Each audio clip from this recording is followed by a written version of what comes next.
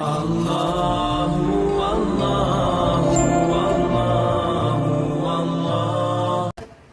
mereka bilang, apa kau lihat bulan itu? Ada bulan purnama lagi sangat terang. Kata Nabi SAW, iya. Kata mereka apa? Belah bulan itu buat kami. Bismillahirrahmanirrahim. Mujizat Nabi SAW yang sifatnya kelihatan di depan mata. Seperti kasus Nabi Musa melempar tongkatnya dan seterusnya. Itu akan kita dengarkan banyak hubungan dengan mujizat Nabi SAW yang serupa atau bahkan lebih hebat daripada itu. Namun sebelumnya teman-teman, saya ingin titik beratkan dulu satu hal. Semua yang baginda Nabi SAW miliki adalah mukjizat dari Allah yang maha perkasa dan maha kuat, dan bukan berarti beliau SAW mengetahui hal yang gaib dengan sendirinya. Ini digarisbawahi teman-teman. Makanya dalam banyak riwayat Bukhari Muslim, setiap kali ada sahabat bertanya dan Nabi SAW belum mendapatkan jawabannya dari Jibril, beliau terdiam sambil menunggu. Begitu datang jawaban, lalu beliau mengatakan, siapa tadi yang bertanya? Baru angkat tangan. Begini penyampaiannya. Jadi Nabi SAW juga tidak tahu yang gaib kecuali datang informasi. Ini digarisbawahi. Ikuti dulu beberapa poin, nanti akan saya titik beratkan. Ada pesan yang saya ingin sampaikan di sini. Surah Jin. Allah menceritakan dalam surah nomor 72 ayat 26. A'udzu billahi minasyaitonir rajim. Alimul ghaibi fala yudhhiru ala ghaibihi ahada. Allah satu-satunya Tuhan yang mengetahui semua yang gaib, maka dia tidak memperlihatkan kepada seorang pun tentang yang gaib itu. Kemudian dalam surah Al-An'am, surah nomor 6 ayat 59, Allah yang maha pemurah dan maha perkasa berfirman, A'udzu billahi minasyaitonir rajim, wa indahu mafatihul ghaibi la ya'lamuha illahu wa ya'lamu ma fil barri wal bahr wa ma tasqutu min waraqatin illa ya'lamuha wa la habatin fi dhulumatil ardi wa la radbin wa la yabisin illa fi kitabim mubin. Dan pada sisi Allah lah kunci-kunci semua yang gaib. Tidak ada yang mengetahuinya kecuali Dia sendiri. Dan Dia mengetahui apa yang di daratan dan di lautan, dan tidak ada sehelai daun pun yang gugur melainkan Dia, Allah, mengetahuinya. Dan tidak ada sebutir biji pun baik dalam kegelapan bumi ataupun tidak sesuatu yang basah dan kering melainkan telah tertulis di Lauhil Mahfuz. Surah Al-An'am, surah nomor 6 ayat 50, Allah Subhanahu wa taala juga berfirman, A'udzu billahi minasyaitonir rajim, qul la aqulu lakum 'indi khazainullahi wa la a'lamul ghaib wala a'lamul ghaiba wala aqulu lakum inni malak in attabi'u illa ma yuha ilayya qul hal yastawil a'ma wal basir afala tatafakkarun. Katakan hai Muhammad kepada semua pengikutmu, aku tidak mengatakan kepada kalian bahwa perbendaharaan Allah ada padaku, dan tidak pula aku mengetahui yang gaib, dan tidak pula aku mengatakan kepada kalian bahwa aku seorang malaikat. Aku tidak mengikuti kecuali yang diwahyukan kepadaku. Katakanlah, hai Muhammad, kepada orang-orang yang belum memahaminya, apakah sama orang yang buta dan orang yang melihat? Sama enggak orang yang belajar dengan tidak belajar? Maka apakah kamu tidak memikirkannya? Berarti di sini ada sabda Nabi, ada permintaan Allah, wala a'lamul ghaib. Saya pun tidak mengetahui yang gaib kecuali wahyu yang didatangkan. Kemudian surah Al-A'raf, surah nomor 7 ayat 188. A'udzu billahi minasyaitonir rajim.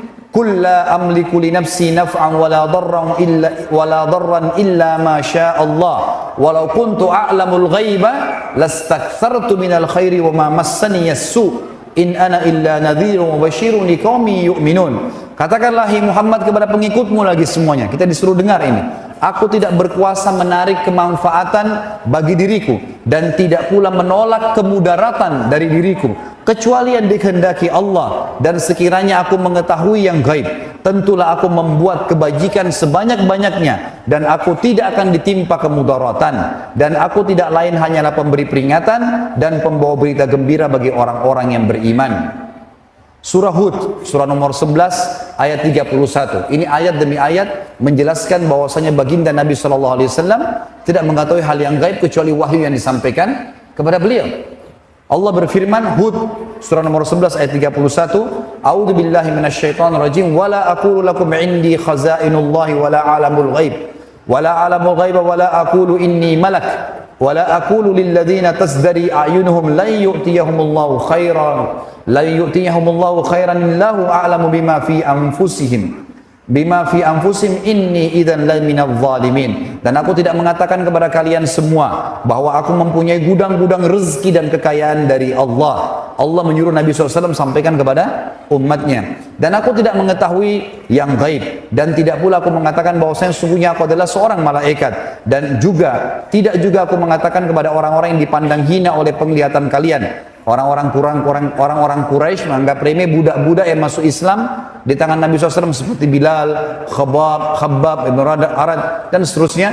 Kata Nabi SAW, Allah suruh bilang kepada mereka, dan aku tidak mengatakan bahwasanya orang-orang yang dipandang hina oleh pandangan kalian, sekali-kali Allah tidak akan mendatangkan kebaikan kepada mereka. Allah lebih mengetahui apa yang ada pada diri mereka. Sesungguhnya aku kalau begitu benar-benar termasuk orang-orang yang zalim. Kemudian dua ayat yang tersisa teman-teman tentang masalah ini, surah Hud juga, surah nomor 11 ayat 49.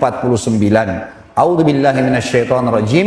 Tilka min amba'il ghaibi nuhiha ilaik ma kunta ta'lamuha anta wala qaumuka min qabli hadza fasbir innal aqibata lil muttaqin. Itulah di antara berita-berita penting yang gaib yang kami wahyukan kepadamu hai Muhammad tentang kisah Nabi Hud, Nabi Nuh, nabi-nabi sebelumnya. Dan tidak pula kaummu mengetahui sebelum ini. Maka bersabarlah dalam memperjuangkan agama Allah.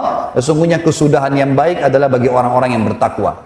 Ayat yang terakhir teman-teman sekalian adalah ayat surah Yusuf, surah nomor 12 ayat 102 yang berbunyi a'udzubillahi minasyaitonirrajim dzalika min amba'il ghaibi nuhihi ilaik wa ma kunta ladaihim idz ajma'u amrahum wa hum yamkurun.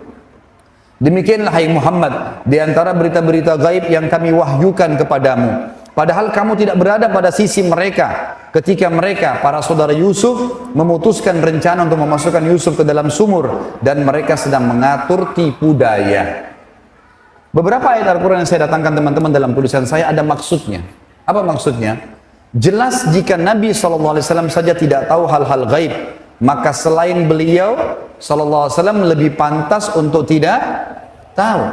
Bahkan Nabi SAW melarang dengan tegas mempertanyakan hal-hal gaib yang tidak diberitahukan wahyu kepada siapapun. Seperti sabda Nabi SAW, barang siapa yang mendatangi dukun, peramal, penyamun, penyihir, bertanya padanya, belum percaya, cuma nanya, tebak tangan, tebak ini, tebak itu, maka tidak akan diterima sholatnya 40 hari. Hadis yang lain sama, hadis riwayat Tirmidzi, hadis sahih, kata Nabi SAW, siapa yang mendatangi dukun, peramal, penyamun, penyihir, bertanya plus percaya, maka dia telah kufur kepada apa yang diturunkan kepada Muhammad sallallahu alaihi wasallam. Berapa banyak sekarang umat Islam yang mengaku di rumahnya datang berita gaib? Berapa banyak orang yang mengaku di tempat kerjanya datang berita gaib? Berapa banyak orang yang mengaku bisa melihat Jibril dan segala macam berita-berita yang gaib yang mustahil terjadi kecuali kepada baginda Nabi SAW. Saya pernah duduk dengan seseorang yang mengaku masuk dalam bagian orang-orang yang menisbatkan diri pada aliran tertentu dalam Islam. Kemudian dia mengatakan, saya di rumah saya sering ada berita gaib sampai kepada saya. Saya bisa lihat ini, saya bisa lihat cahaya, saya bisa lihat ini, saya bisa mimpi, segala macam hal yang disampaikan sama dia. Lalu saya dengarkan saja. Kemudian dia bilang sama saya, ada teman saya lebih hebat lagi Ustaz. Terus saya bilang, kok bisa? Karena dia kadang-kadang telepon saya minta konsultasi sesuatu. Pada saat saya datang ke rumahnya baru saya tahu, kok dia cerita masalah begini gitu. Nanti sebentar baru saya nasihatin. Lalu dia bilang, teman saya lebih hebat lagi. Saya pernah duduk sama dia, lalu dia bilang, shh, diam. Itu Jibril lagi senyum dengan saya. Nah, iya. Ada yang mengaku datang ruh Imam Syafi'i, ada yang mengaku datangnya ruh si fulan. Nabi SAW tidak pernah kedatangan ruh-ruh ini, gitu kan? Tidak pernah kedatangan ruh para nabi di dunia, kecuali memang pada saat Isra Mi'raj itu di akhirat, itu di langit, berbeda, gitu kan? Nabi SAW tidak pernah bilang, Musa tadi ketemu sama saya, ngobrol, nggak pernah. Dan ini khusus untuk Nabi SAW ketemu dengan Jibril. Jadi hati-hati teman-teman, harus difahamin masalah ini. Kita harus meletakkan ilmu, iman kita, posisi akal kita dan hati kita pada ilmu syar'i yang benar, supaya tidak salah faham. Masuk mukjizat yang kedua, dan ini inti bahasan sebenarnya. Lebih dalam lagi kita mempelajari tentang Nabi SAW, dan nanti saya akan tutup setelah panjang lebar mukjizat ini dengan hak-hak Nabi SAW dan syair untuk Nabi SAW yang saya susun sendiri tentunya, untuk membuat kita lebih mencintai baginda Nabi SAW. Mukjizat yang berupa pernyataan, kejadian nyata teman-teman, yang paling hebat sekali adalah pembelahan bulan dengan jari telunjuk. Ini disebutkan di dalam hadis Bukhari. Satu malam, baginda Nabi SAW pernah tawaf di Ka'bah. Lagi bulan purnama. Berdirilah beberapa tokoh Quraisy lalu berkata dengan suara keras, "Wahai Muhammad, apa kau mau kami beriman padamu?" Kata Nabi SAW, "Tentu saja." Lalu mereka bilang, "Apa kau lihat bulan itu?" Ada bulan purnama lagi sangat terang. Kata Nabi SAW, "Iya." Kata mereka apa?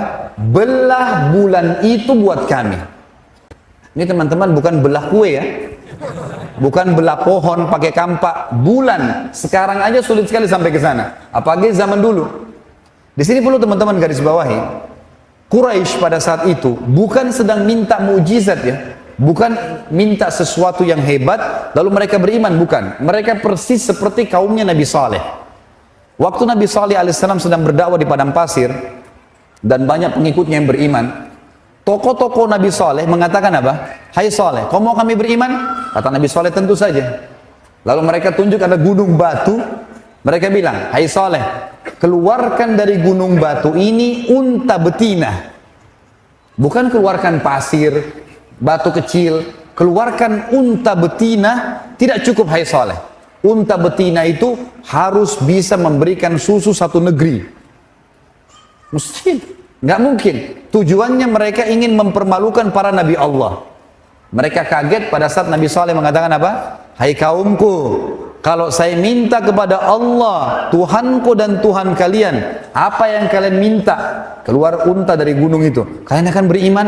Kata mereka, "Tentu saja. Kalau dari gunung itu keluar unta, pasti kami beriman." Depan mata mereka Nabi Saleh berdoa, "Ya Allah, tunjukkan keajaibanmu, ya, dan kemahamurahanmu, keluarkan unta." Keluar betul unta teman-teman, unta betina. Dan unta betina ini subhanallah, kaum Nabi Saleh cuma mengeluarkan wadah, nampan saja, ya. Itu di depan rumah, untanya tidak pakai diperah, isi tempat susu mereka masing-masing, semuanya. Syaratnya hanya tidak boleh diganggu. Akhirnya makin banyak orang yang beriman. Ternyata orang-orang kafir ini membunuh unta Nabi Saleh. Dalam Al-Quran, fa'akarun nakah, mereka membunuh unta betina itu. Ada kisah sendiri tentunya. Tapi kita kembali kepada Nabi SAW. Orang Quraisy di sini minta belah bulan bukan karena mau beriman ya, mau mempermalukan Nabi SAW supaya Nabi berhenti berdakwah. Mereka kaget teman-teman untuk Nabi SAW mengatakan apa? "Hai Quraisy, kalau saya minta kepada Allah, Tuhanku dan Tuhan kalian, agar bulan itu terbelah seperti kalian minta, apa kalian akan beriman?" Bahasanya jelas. Kata Quraisy, "Kalau kau bisa belah bulan itu, kami akan beriman." Maka di hadapan mereka teman-teman, hadis Bukhari Muslim, sahabat Nabi yang mulia Abdullah bin Mas'ud radhiyallahu anhu mengatakan, "Kami telah menyaksikan bulan di Mekah terbelah menjadi dua bahagian. Sebelum hijrah Nabi SAW ke Madinah, sebelah bulan berada di sisi gunung Abi Kubais dan sebelah lagi berada di sisi As-Suwaida, gunung As-Suwaida." Teman-teman sekalian, riwayat lain Bukhari menjelaskan Nabi SAW menggaris bulan dengan telunjuk beliau sehingga bulan tersebut terbelah menjadi dua. Dan untuk memastikan terbelah dua, ada dua gunung besar di Mekah, As-Suwaida dengan Abi Kubais. Setengah di sini, setengah di sini. Dan mereka menyaksikan semua itu. Kira-kira teman-teman, apakah Quraisy beriman? Jawabannya mereka bilang apa? "Sungguh sihirnya Muhammad tambah hebat." Itu perkataan. Tadi mereka bilang mau beriman tuh. Enggak. Lalu mereka bilang, untuk membuktikan kalau ini sihir, ada beberapa orang-orang Quraisy yang lagi di luar kota Mekah, lagi di Yaman, rihlatash syita'i was-saif. Perjalanan musim dingin dan musim panas, itu Yaman dan negeri Syam. Mereka akan kembali beberapa waktu lagi. Tanya mereka, kalau mereka juga lihat bulan terbelah, berarti Muhammad benar. Kalau cuma orang Mekah yang lihat, berarti sihir. Subhanallah, mereka tunggu beberapa hari kemudian, datang semua orang-orang Quraisy, mereka tanya, "Hai Quraisy," orang-orang Quraisy Mekah tanya Quraisy yang datang, "Apakah kalian melihat bulan terbelah berapa waktu yang lalu?" Semuanya mengatakan, "Iya, kami melihatnya." Dan sampai sekarang teman-teman kalau ketik di Google, bisa sebentar diketik di Google, ketik ya foto bulan terbelah. Ada, saya pernah di laptop saya ada, saya simpan. Di satelit diambil foto bulan, ternyata bulan itu teman-teman ada bukti retakan di tengah-tengahnya mengelilingi bulan. Dan para ilmuwan mengatakan ini pernah terjadi 1000 tahun sekian yang lalu, entah kapan bulan terbelah. Dan bukan mustahil bulan akan terbelah satu waktu lagi.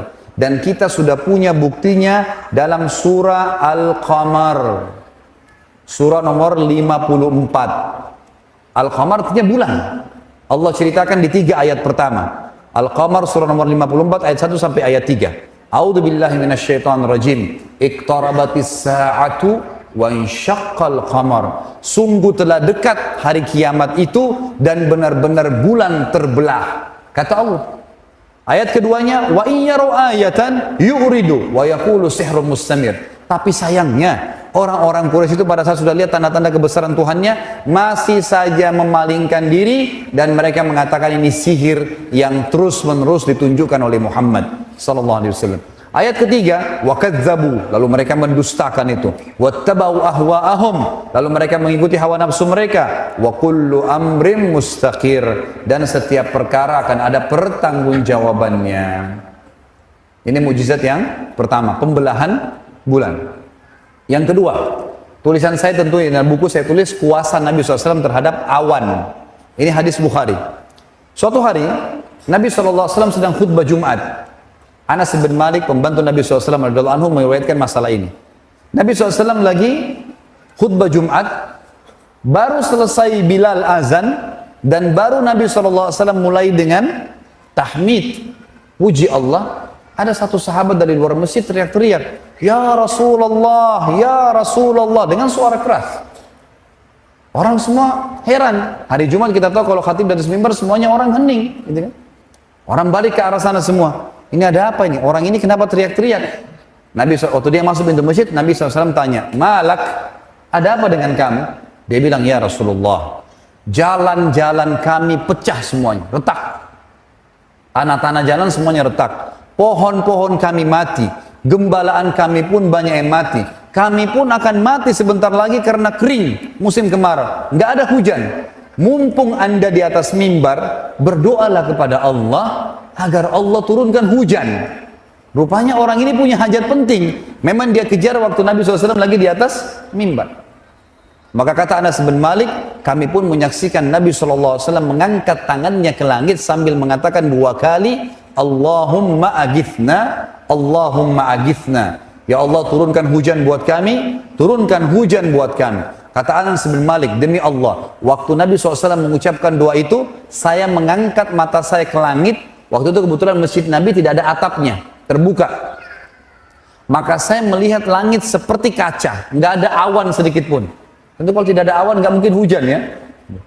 Maka yang terjadi, kata Anas bin Malik, belum selesai khutbah Nabi SAW kecuali Madinah sudah gelap, penuh dengan awan-awan, dan turun hujan lebat sampai membasah kuyupkan seluruh Madinah, termasuk Nabi SAW basah kuyup dengan jenggot beliau SAW.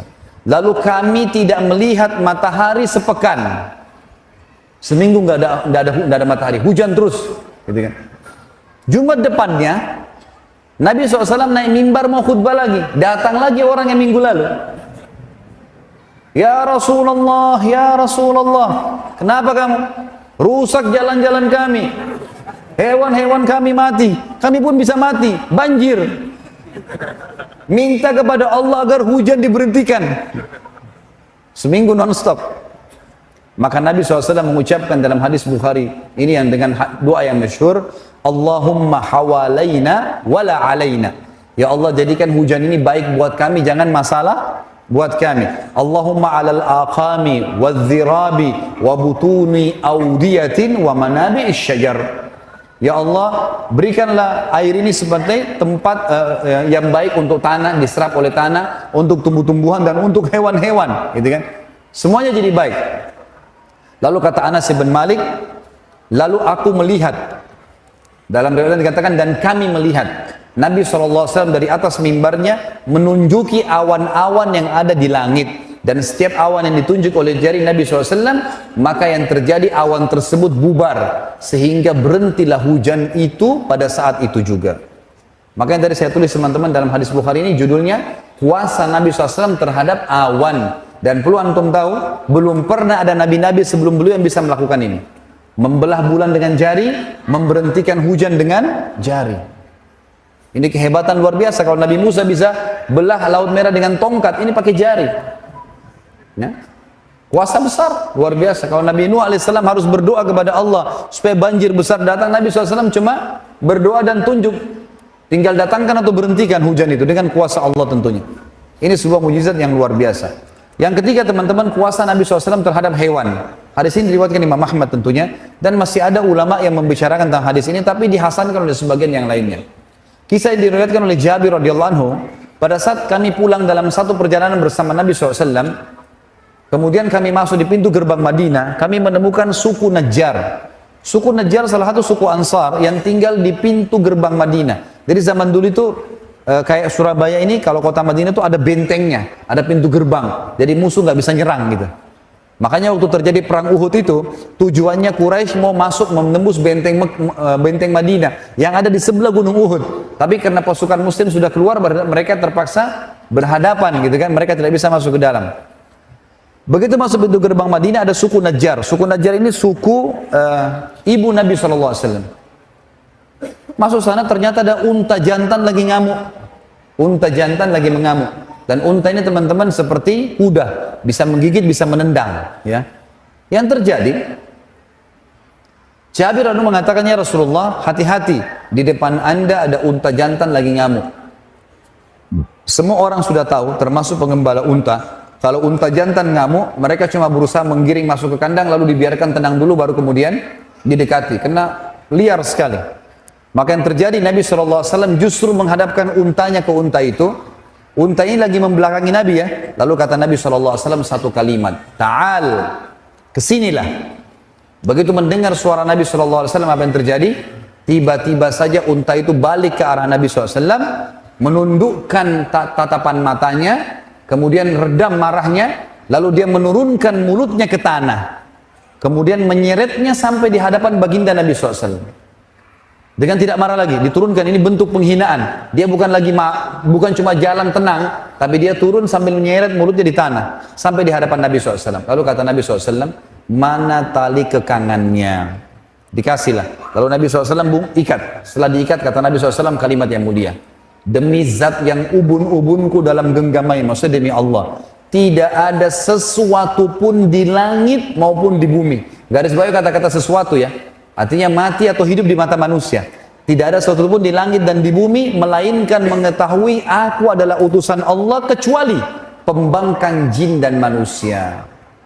Jadi air, api, tanah, batu, semuanya ini, semuanya tahu ini adalah utusan Allah, kecuali pembangkang dari jin dan manusia. Hanya mereka saja. Ada kisah yang lain teman-teman sekalian, kisah tentang pohon memberikan kesaksian. Jadi pernah terjadi di Mekah, dalam sebuah riwayat Bukhari juga dijelaskan, ada pegulat dari Jazirah Arab bernama Ruqana. Ruqana ini orangnya kekar sekali, tinggi besar. Ya. Dalam beberapa asar disebutkan Ruqana belum ada yang mengalahkan tinggi badannya, karena besarnya. Dan jasanya dia, cara dia hidup, dia suka datangi suku-suku Arab lalu dia nantang. Sampai mau gulat sama saya, ditantang kepala sukunya. Kalau dia menang, dia bisa mengambil apa saja dari orang yang dikalahkan, istrinya kah, anaknya kah, hartanya. Kalau dia kalah, dia siap menjadi pembantunya. Gitu. Selama ini tidak pernah kalah Ruqana ini. Satu kali dia dengar orang-orang Quraisy punya masalah dengan Nabi SAW. Maka mereka pun datang, dia pun datang ke Quraisy lalu mengatakan, hai Quraisy, mau saya permalukan Muhammad? Kata orang Quraisy, tentu saja. Kata Ruqana, apa balasannya? Kata Quraisy, apa yang kau minta? Kita kasih semua. Yang penting permalukan saja. Maka Nabi SAW lagi tawaf di Ka'bah. Kata Ruqana apa? Hai Muhammad, dengan suara keras. Nabi SAW balik. Apa kau mau saya beriman padamu? Kata Nabi SAW, tentu saja. Kata Ruqana, lawan saya bergulat. Lawan saya bergulat. Gitu kan? Maka kata Nabi SAW, Ruqana ini selama ini selalu orang takut sama dia. Dia pikir Nabi SAW pasti takut gitu. Kaget dia tuh, Nabi mengatakan, baiklah. Kumpul semua orang. Ini seperti ada orang mau duel. Buat ring. Akan terjadi gulat, gitu kan? Ternyata dengan beberapa gerakan saja Ruqana kalah. Belum pernah Ruqana dikalahkan, seluruh Jazirah Arab nggak ada yang kalahin dia. Tidak percaya. Muhammad, lepasin saya, lepasin. 2 kali, kalah. 3 kali, kalah. 10 kali, kalah terus. Kata Rukana apa? Saya mengaku kalah, tapi saya tetap tidak akan beriman sama kau sampai pohon ini bicara. Ditunjuk satu pohon kurma di situ. Mereka kaget dan orang-orang Quraisy menyaksikan semua ini. Pohon itu mengeluarkan suara mengatakan, Asyhadu an la ilaha illallah wa anna Muhammad Rasulullah. Pohon bicara depan mata mereka, tapi tetap juga tidak mau beriman. Makanya subhanallah, sabda Nabi SAW mulia tentang penghuni neraka apa? Wala yahliku illa halik. Tidak ada orang masuk neraka kecuali orang yang goblok sekali udah. Karena tinggal beriman kok. Gitu kan? Tapi dia tidak mau, subhanallah. Juga dalam hadis Bukhari dijelaskan, baginda Nabi SAW pernah berkata kepada Jibril setelah hijrah ke Madinah, Hai Jibril, waktu saya sebelum menerima wahyu pertama di Gua Hira, saya sering dengarkan kalau saya ke Gua Hira selama 26 hari pertama Ramadan, sebelum ada puasa Ramadan tentunya, tapi di bulan Ramadan, ada selalu mengatakan, Assalamualaikum ya Rasulullah. Siapa itu? Kata Jibril Assalam, itu batu dan pohon yang mengucapkan salam kepadamu. Riwayat Bukhari yang lain juga menyebutkan, baginda Nabi SAW pernah keluar dari masjid, ada satu orang Arab Badui lagi lewat di Madinah. Orang jauh dari luar Madinah, dia lihat ada kota Madinah, dia ingin belanja. Dia mampir, tapi masih kafir. Begitu dia mau keluar, Nabi SAW lihat, Nabi tanya, tahu ini bukan orang Madinah? Dikatakan, hai rajul, hai laki-laki dipanggil. Biasa orang Arab kalau tidak kenal namanya, dia katakan, ya rajul gitu. Datanglah orang ini penghormatan gitu. Lalu kata Nabi SAW, untuk apa kamu datang ke sini? Dia bilang, saya ingin belanja, ada hajat saya. Kata Nabi SAW, mau nggak saya tunjukkan lebih baik daripada apa yang kau belanjain itu? Kata dia, tentu saja. Kata Nabi SAW, kau mengikrarkan bahwasanya tidak Tuhan yang menciptakan langit dan bumi kecuali Allah dan saya utusannya. Kata Arab Badui itu, siapa yang menjadi saksimu? Lalu Nabi SAW menunjuk sebuah pohon kurma di pinggir lembah itu, mengatakan pohon ini. Lalu pohon itu dalam hadis Bukhari dijelaskan bergerak mendekati Nabi SAW dengan orang Badui itu, lalu berkata, Asyhadu an la ilaha illallah wa anna Muhammadar Rasulullah. Riwayat yang terakhir berhubungan dengan kuasa Nabi terhadap pohon ini adalah riwayat Bukhari juga. Disebutkan bahwasanya Nabi SAW di depan mihrab beliau, kayak mihrab kita ini, ada batang pohon kurma besar di zaman itu. Ditebang atasnya, ditebang akarnya, ditancapin di tanah. Itu menjadi sutrahnya Nabi. Di depan mihrab pas gitu. Nabi SAW kalau khutbah Jumat, kalau ceramah, beliau berdiri. Kalau capek, sandar di pohon itu. Satu hari ada seorang wanita, sahabiat Nabi radhiyallahu anha datang, tidak disebutkan namanya dalam hadis ini tentunya. Saya cuma temukan seorang wanita datang dan berkata, ya Rasulullah, saya punya seorang pegawai, bisa buat mimbar, mau nggak saya buatin mimbar? Kata Nabi SAW, silahkan. Dibuatlah mimbar, dan mimbar Nabi SAW waktu itu 3 anak tangga, gitu kan? Jelas hari Jumat tiba, mimbar sudah ada. Anas bin Malik meriwayatkan hadis Bukhari ini mengatakan, waktu Nabi SAW lihat mimbar, beliau pun naik ke mimbar seperti khatib biasa. Lalu Bilal setelah salam, Bilal mulai azan. Waktu Bilal lagi azan, kami mendengarkan suara tangisan anak kecil yang makin lama makin besar sampai menyerupai suara induk unta yang kehilangan anaknya. Kami pun melihat satu sama yang lain. Di masjid tidak ada anak kecil, nggak ada juga unta dalam masjid. Dari mana suara ini? Lalu kami melihat Nabi SAW turun dari mimbarnya, mendatangi batang pohon yang di depan mihrab itu, lalu memeluknya dan bersabda, kata Nabi SAW, demi zat yang ubun-ubunku dalam genggamannya, kalau saya tidak memeluknya pohon ini, maka dia akan menangis sampai hari kiamat karena kehilangan zikrullah. Artinya selama ini Rasulullah SAW sering sandar sama dia. Pohon ini kita anggap mati, sudah ditebang akarnya, ditebang atasnya, dianggap mati di mata kita, itu masih bisa mendengar zikrullah. Makanya teman-teman hati-hati. Seseorang di antara kita pergi ke hotel menganggap tidak ada yang tahu.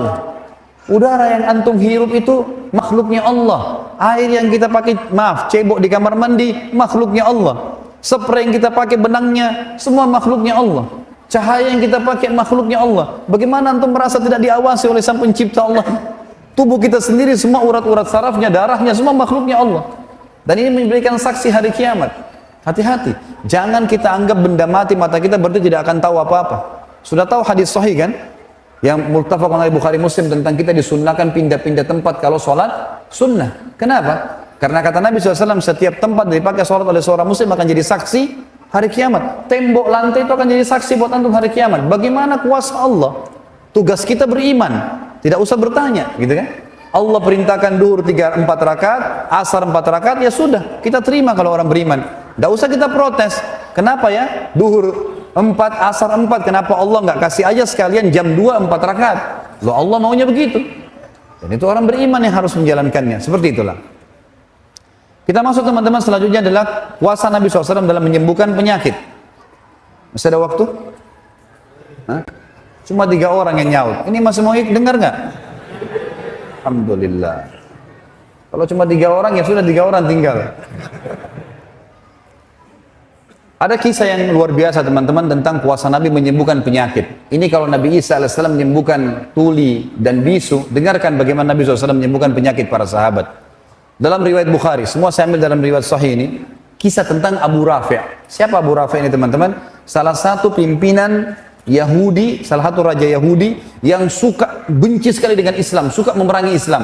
Tapi dia sembunyi-sembunyi, seperti orang munafik. Kalau ada satu suku Arab mau nyerang Madinah, dibiayai sama dia. Kalau ada perempuan penari hina Nabi SAW, hina Islam, dibiayai sama dia. Kalau ada penyair yang menghina Islam juga dibiayai sama dia. Pokoknya dia bermain di belakang lah. Nabi SAW berkata setelah habis sholat subuh, lalu berkata, siapa yang menyelesaikan urusannya Abu Rafi'? Ini bahasa santun ya. Maksudnya siapa yang bisa bunuh dia itu? Ini orang buat masalah nih. Sedikit-sedikit ada pasukan nyerang, yang biaya Abu Rafi'. Sedikit ada wanita menghina Islam, Abu Rafi' di belakangnya. Penyair, Abu Rafi', semua Abu Rafi' di belakangnya. Nabi SAW bilang, siapa yang bisa bunuh ini?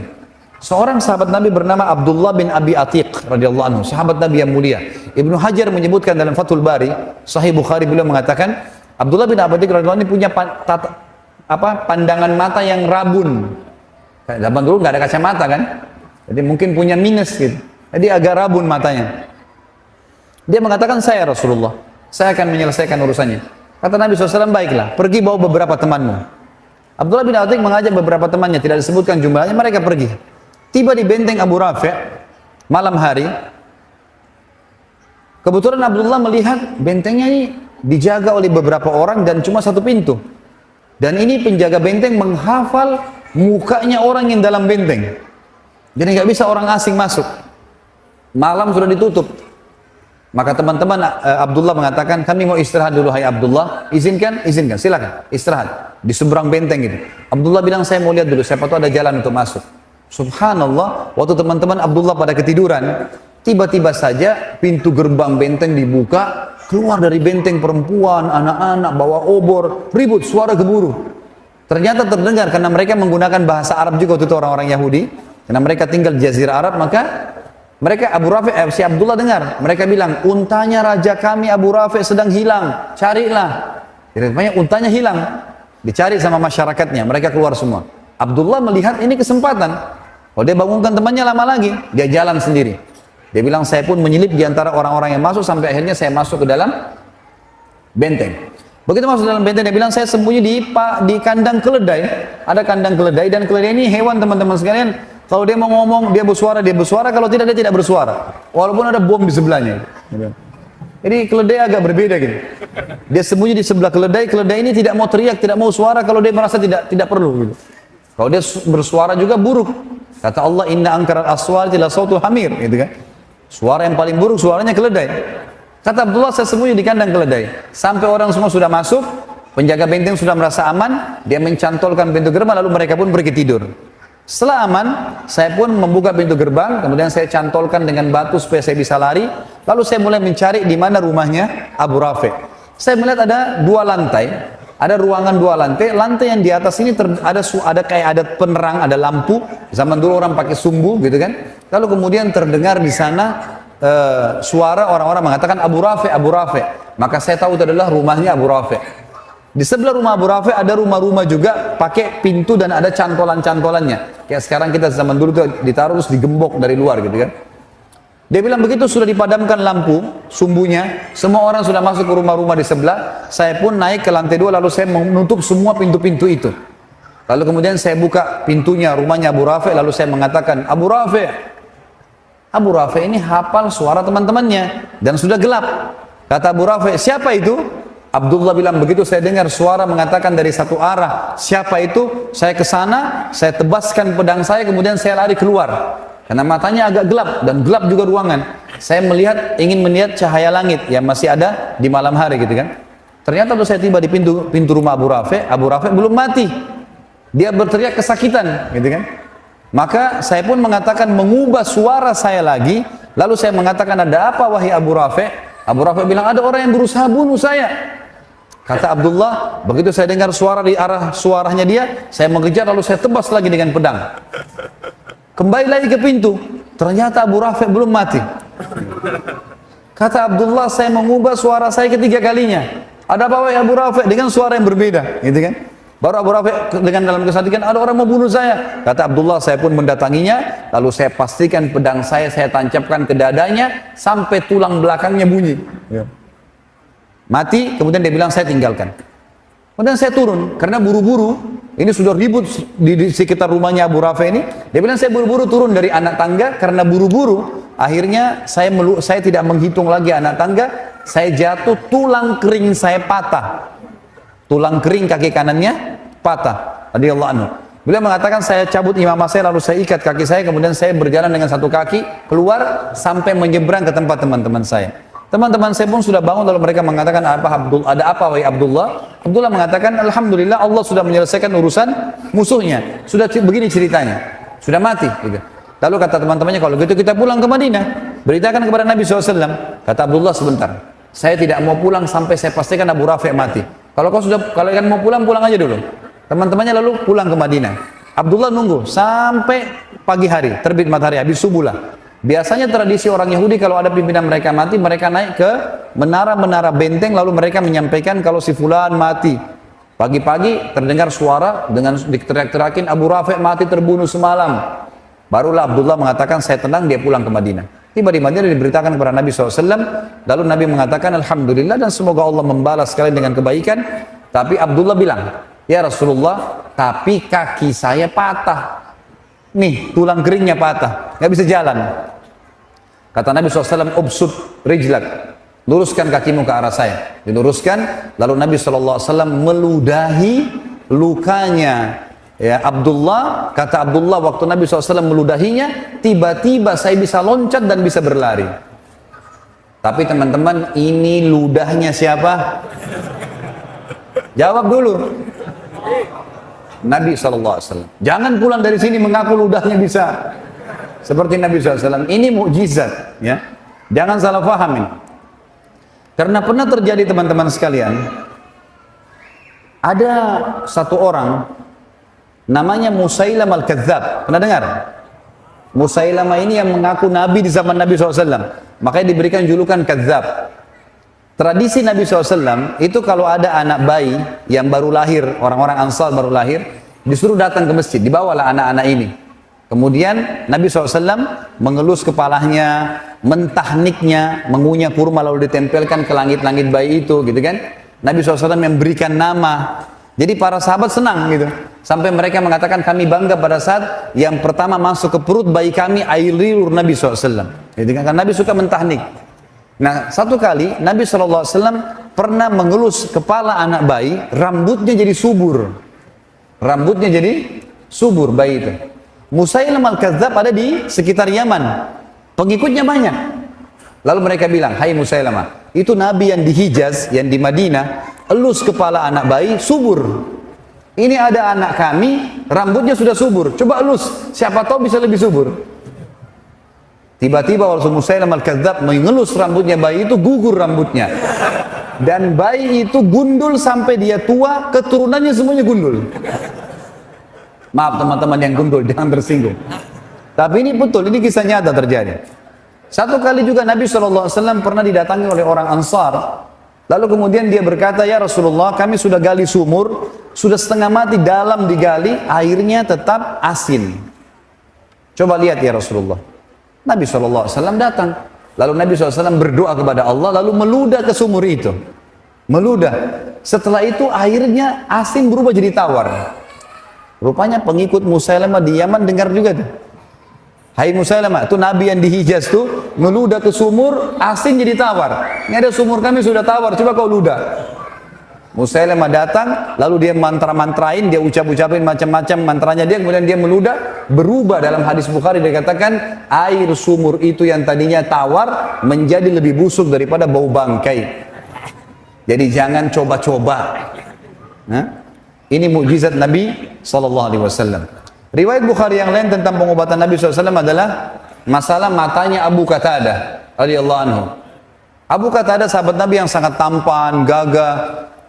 Dalam peperangan teman-teman ada anak panah lepas dari arah musuh, kena matanya, bola mata kanannya kena, karena kerasnya kena itu dan beratnya anak panah sampai membuat mata Abu Qatadah jatuh.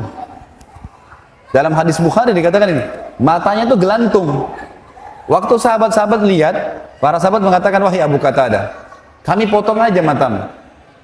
Nggak ada solusi lain. Di zaman sekarang saja kedokteran canggih, bagaimana caranya mau dijahit nih? Sudah keluar bola matanya.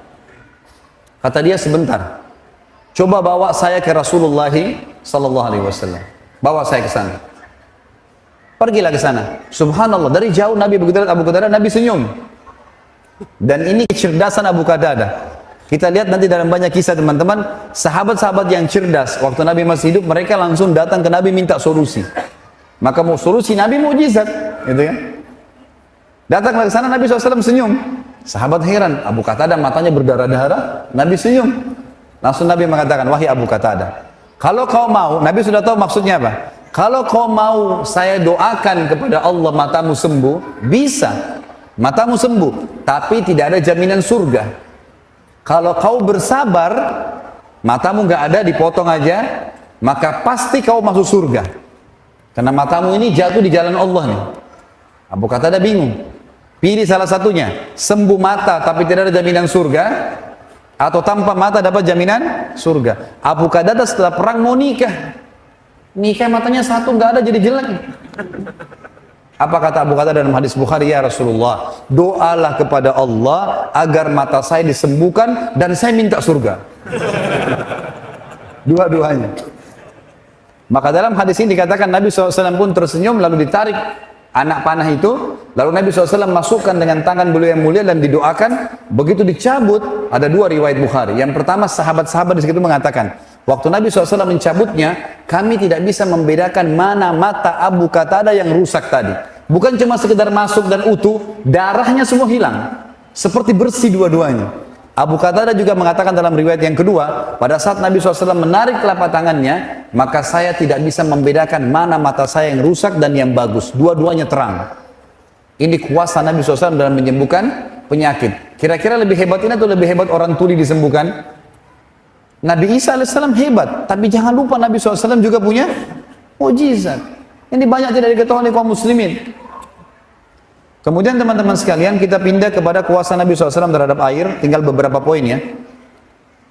Ini teman-teman sekalian pernah terjadi dalam hadis Bukhari di Hudaybiyah. Hudaybiyah, sebuah wilayah sekitar 80 km dari Mekah. Kalau teman-teman sekarang lagi umrah atau haji, bisa minta kepada travelnya, tolong mampirin kami di wilayah Hudaybiyah. Hudaybiyah itu kebanyakan padang pasir teman-teman, dan di situ banyak peternakan unta. Jadi ke Hudaybiyah itu biasanya orang untuk beli susu unta, dan untuk melihat daging unta di situ ya. Kadang-kadang orang membeli dagingnya kalau mereka habis sembeli dan seterusnya. Ringkas cerita seperti itulah. Hudaybiyah ini tepat di perbatasan wilayah haram. Jadi kalau masuk Hudaybiyah berarti keluar dari wilayah haram. Nabi SAW pernah mau umroh pada saat itu 1.400 orang ditahan oleh Quraisy, nggak bisa, gitu kan? Maka terjadilah kesepakatan Hudaybiyah. Ringkas cerita. Waktu itu mereka kehabisan air, 1.400 orang kehabisan air. Kata Jabir radhiyallahu anhu, kami membawakan seember air untuk Nabi SAW untuk wudu. Nabi sudah mau pulang ke Madinah, kehabisan air, sudah nggak ada air, tapi Nabi nggak tahu. Dibawalah air untuk wudu, lalu semua sahabat 1.399 berkumpul. Nabi SAW tanya, kenapa kalian kumpul di sini? Kata mereka, kata Jabir radhiyallahu anhu, ya Rasulullah, kami kehabisan air, nggak ada air. Jangankan untuk wudu, untuk minum nggak ada, habis. Di sekitar sini nggak ada air. Air terakhir tinggal di ember anda ini. Anda selesai pakai, kami akan berebut. Maka kata Jabir radhiyallahu anhu, ini saksi bahasan teman-teman, mukjizat yang luar biasa. Maka kata dia, kami menyaksikan baginda Nabi SAW meletakkan telapak tangannya ke dalam ember, dan tangannya mengeluarkan air ya non-stop sampai kami semuanya minum, sampai dahaga kami hilang, semua kendi-kendi air kami dipenuhi, dan air masih mengalir dari jari telunjuk Nabi SAW. Ini yang saya bilang tadi teman-teman, kalau Nabi Nuh AS berdoa kepada Allah turun hujan dari langit dan keluar air dari bumi, Nabi SAW keluarkan dari telapak tangannya air, mukjizat dari Allah Subhanahu Wa Taala. Ini kuasa yang luar biasa. Dan kata Jabir, jumlah kami waktu itu 1.400 orang dan semuanya berhasil minum dan juga memenuhi kendi-kendi airnya. Teman-teman sekalian, kisah mukjizat yang saya bahasakan mungkin terakhir ya, yang kita sebutkan insya Allah pada malam ini adalah puasa Nabi SAW terhadap makanan. Ini juga diriwayatkan oleh Imam Bukhari. Kisah Jabir radhiyallahu anhu di perang Ahzab atau perang Khandaq, Parit, ya. Waktu Nabi SAW mendengarkan Quraisy keluar dengan 10.000 orang, seluruh suku-suku Arab yang kafir, berikut dengan Yahudi, Kainuqa dan Nadhir dari Khaybar, semuanya ikut untuk memerangi Nabi SAW dan ingin membagi-bagi Madinah dengan 10.000 penunggang kuda. Ini penunggang kuda ini sama dengan tank sekarang ya. Memang betul-betul habis Madinah pada saat mereka masuk kalau secara hitung-hitungan militer pada saat itu. Nabi SAW musyawarah dengan para sahabat. Salman Al-Farisi radhiyallahu anhu, sahabat Nabi yang mulia ini dulu perdana menterinya Persia dan dia juga kepala keamanan militer, gitu kan. Maka dia mengatakannya, Rasulullah, kami di Persia, kalau kami sedang terdesak, maka kami buat parit di sekitar pintu masuk kami, maka musuh nggak bisa masuk. Kalau ada yang masuk, kami serang. Maka Nabi SAW suruh sahabat semuanya buat parit. Ini kalau teman-teman lihat di YouTube sudah ada ceramah sirah tentang perang Khaybar. Panjang lebar saya jelaskan. Ringkas cerita, digalilah parit. Dalam beberapa riwayat ada yang mengatakan yang 7 meter dalamnya, lebarnya 15 meter, yang sulit sekali untuk diloncati oleh kuda. Setiap kali 10 kali 10 meter, Nabi SAW taruh 10 orang sahabat. Dan tidak boleh pulang ke rumah kecuali betul-betul mereka sudah minta izin dengan Nabi SAW. Satu waktu teman-teman, mereka lagi menggali dan dalam kondisi lapar, musuh sudah dekat dengan Madinah, harus menyelesaikan pekerjaan. Ada 2 orang sahabat datang kepada Nabi SAW lalu berkata, ya Rasulullah, kami kelaparan, gak ada makanan. Lalu mereka ngangkat bajunya. Ternyata di perutnya sahabat ini ada 2 buah batu yang diikat. Jadi untuk menghilangkan lapar, batu diikat, lalu diikat dengan keras di perut sehingga ususnya jadi kecil, gitu kan? Sehingga laparnya berkurang. Nabi SAW waktu lihat 2 sahabat ini tidak jawab bapak-bapak. Beliau cuma angkat bajunya dan ternyata di perut Nabi ada 3 batu. Ini jawabannya, saya lebih lapar dari kalian, gitu kan? Maka sahabat yang 2 terdiam. Jabir radhiyallahu anhu lihat pada saat itu. Dia mengatakan, demi Allah, Rasulullah SAW telah tertimpa sesuatu yang sudah luar biasa ini. Sampai lapar ikat batu di perutnya, gak ada yang tahu. Untung ada sahabat yang bertanya gitu.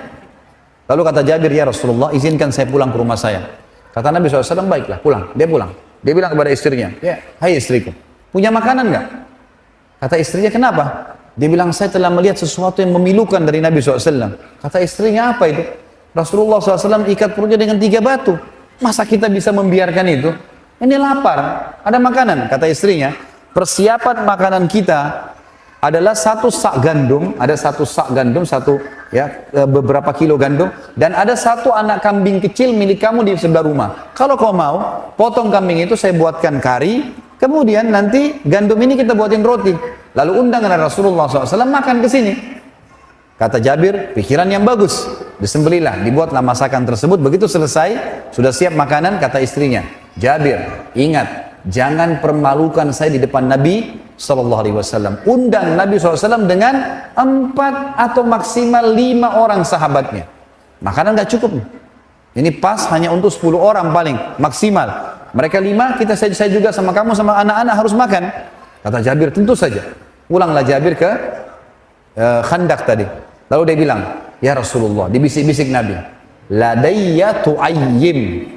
Ya. Dalam bahasa Arab, makanan, bahasa Arabnya ta'am. Ya. Tapi kalau makanan sedikit, dikasih tasghir dan dikasih kecil. Tu'ayyim. Artinya saya punya makan sedikit, makanan. Kata Nabi SAW, datanglah anda ya Rasulullah ke rumah saya, dengan 4, maksimal 5 orang teman-teman anda. Maka Nabi SAW bilang, apa yang kau siapkan hai Jabir? 1 kambing kecil, dengan 1 sak gandum. Kata Nabi SAW, banyak dan berkah. Tiba-tiba teman-teman Nabi SAW naik di atas batu tinggi, teriak dengan suara keras, wahai muhajirin dan ansar, gitu kan. Kalian semua diundang oleh Jabir. Riwayatnya begitu. Lalu Jabir mengatakan, ya Rasulullah, muhajirin dan ansar. Kata Nabi SAW, iya. Pulanglah dan jangan sentuh makanan itu. Coba teman-teman kalau antum di posisi Jabir nih. 1.500, 400 orang waktu itu di Khandaq. Semuanya lapar. Dan pada saat itu disebutkan dalam riwayat Bukhari, 3 hari belum makan. Tidak ada makanan. Maka Jabir pontang-panting lari ke rumahnya. Teriak depan rumah, wahai istriku, kita sudah dipermalukan. Begitu riwayatnya. Lalu kata istrinya, kenapa? Rasulullah SAW undang muhajirin dan ansar. Kata istrinya, kan saya sudah bilang jangan permalukan. Bukan perilaku saya, Nabi yang bilang. Maka istrinya cerdas nih. Ini subhanallah, iman kalau dalam hati ada, lain jawabannya. Maka dia mengatakan, sebentar, ada pesannya nggak Rasulullah SAW? Kata Jabir, ada. Jangan sentuh makanan. Jangan sentuh sampai beliau datang. Tunggu. Gitu kan. Baik, datanglah Nabi SAW dengan 1.400 orang. 1.400 orang datang. Ramai. Rumahnya Jabir 4 kali 3. Rumahnya kecil, disebutkan itu 4 kali 3, 4 kali 4. Rumah orang dulu kalau 5 kali 5 itu sudah luar biasa gitu. Maka Nabi SAW masuk, tanya, mana Jabir makananmu? Ini. Lalu Nabi SAW lihat istri Jabir, ditanya, apa yang kau siapin? Gandum ya Rasulullah. Panggil Khabbaza. Khabbaza ini istilah dalam bahasa Arab teman-teman, bagi perempuan pembuat roti, dipanggil kalau mau buat 1.000 roti, 2.000 roti gitu. Panggil Khabbaza. Sebanyak yang kau mampu panggil dari wanita Ansar. Kata istrinya Jabir, ya Rasulullah, 1 sak gandum, saya bisa buat. Kata Nabi, panggil Khabbaza. Panggil Khabbaza. Datang puluhan wanita pembuat roti, gitu kan. Lalu kata Nabi SAW, hai Jabir, saya akan sendokkan karinya di wadah, istrimu akan mengambil suilan gandum, taruh di piring, panggil mereka 10 orang. 10 orang masuk, sudah makan baru masuk 10 orang lagi. Jangan lebih. Kata Jabir, kami pun melakukan. Taruh wadah, panggil 10 orang. Kemudian Nabi SAW, istrinya Jabir sobek rotinya, taruh. Nabi SAW sendokin kari. Gitu kan. Makanlah 10 orang ini. Dan dalam sebagian ulama hadis mengatakan orang-orang yang makan ini tidak dibatasi oleh Nabi SAW. 3 hari lapar, mereka makan untuk menghilangkan lapar yang 3 hari. Dan lapar-laparnya akan datang. Dan ini bayangin bagaimana makannya gitu. Ya. Mereka makan dengan lahap, Nabi tidak pernah batasi. Dan kata Jabir, demi Allah, setiap kali Nabi SAW menyendok karinya, dan istri saya menyuil gandumnya, semua kembali utuh. Sampai 1.400 orang makan semua. Semuanya makan. Dan demi Allah, kari kami dan gandum kami tidak berkurang sedikit pun. Sampai mereka semua pulang, maka Nabi SAW berkata, wahai Jabir, masih diperintahkan, bagi-bagikan makanan ini kepada seluruh penduduk Madinah yang belum makan, karena manusia sedang ditimpa kelaparan.